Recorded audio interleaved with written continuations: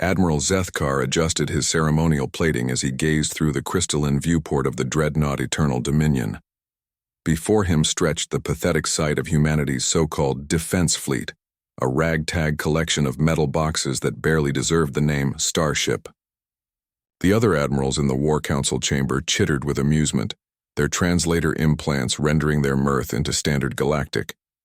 "Look at those crude vessels," sneered Admiral Vexini, her 4 eyes glinting with disdain. "No energy, shielding, no quantum resonance drives, no plasma cannons.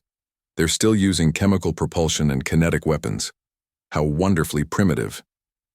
The assembled fleet commanders erupted in laughter. The hegemony's 3rd expansion fleet numbered over 2,000 vessels, each one a masterwork of advanced engineering. Their ships boasted energy shields that could deflect stellar radiation, weapons that could atomize asteroids, and drives that folded space-time itself. Against such technological supremacy, these human craft looked like toys. Captain Sarah Chen stood on the bridge of the UES Defiant, watching the massive alien fleet through her ship's optical sensors. Her crew worked quietly at their stations, the tension palpable. Unlike the aliens' sleek, curved vessels that seemed to flow like liquid metal, human ships were angular, utilitarian blocks of steel and ceramic armor.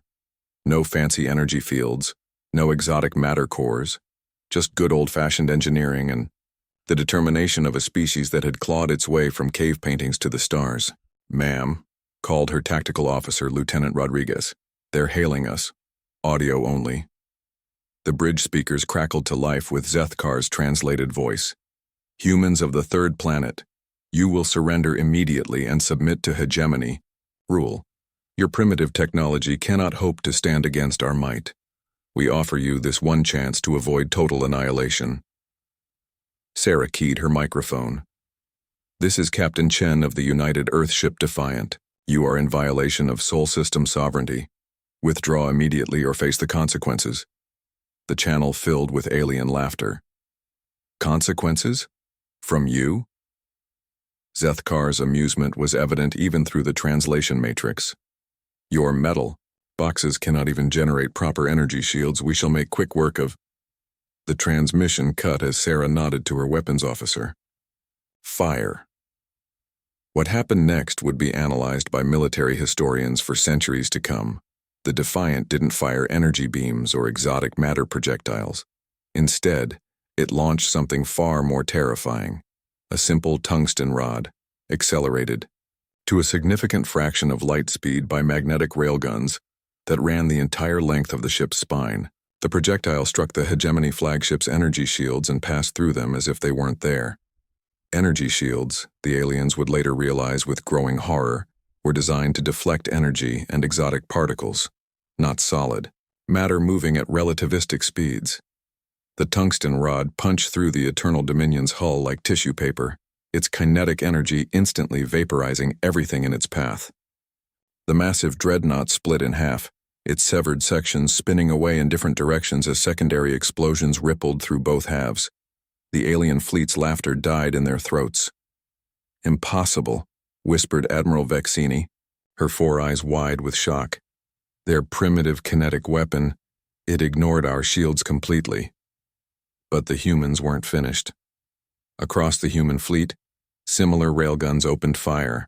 The aliens watched in growing terror as their advanced vessels, protected by shields that could deflect the fury of stars, were torn apart by simple chunks of metal moving very, very fast. Their exotic armor, designed to absorb energy weapons, crumpled like foil under the devastating kinetic impacts. The Hegemony ships tried to return fire, but their plasma cannons and disruptor beams splashed harmlessly against the humans' crude armor plating. What the aliens had dismissed as primitive was actually something far more dangerous, practical. Human ships were built like bunkers, with layers of reactive armor, redundant systems, and damage control that had been refined through centuries of warfare on a planet where everything tried to kill everything else. Admiral Zethkar, now aboard a severely damaged cruiser, watched his fleet crumble. "How?" he gasped. "How are these primitives defeating us?"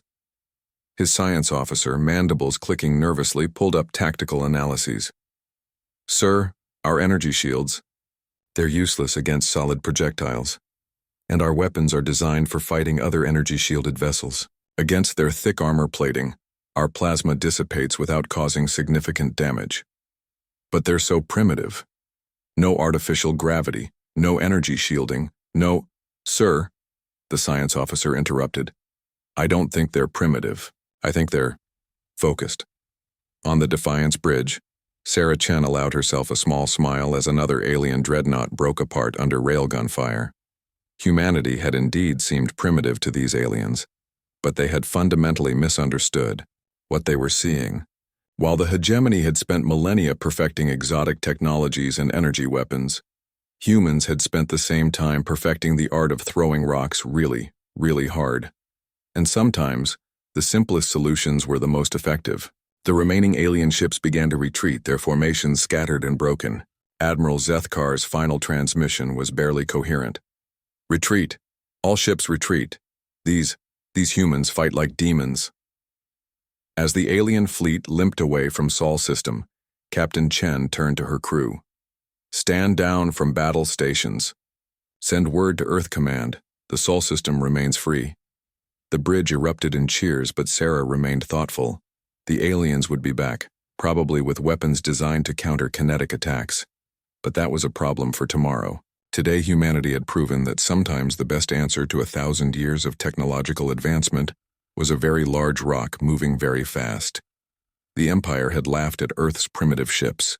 They weren't laughing anymore. In the void of space, debris from the Eternal Dominion continued to drift, a monument to the galaxy's newest lesson. Never underestimate a species that had spent its entire evolutionary history learning creative ways to kill things.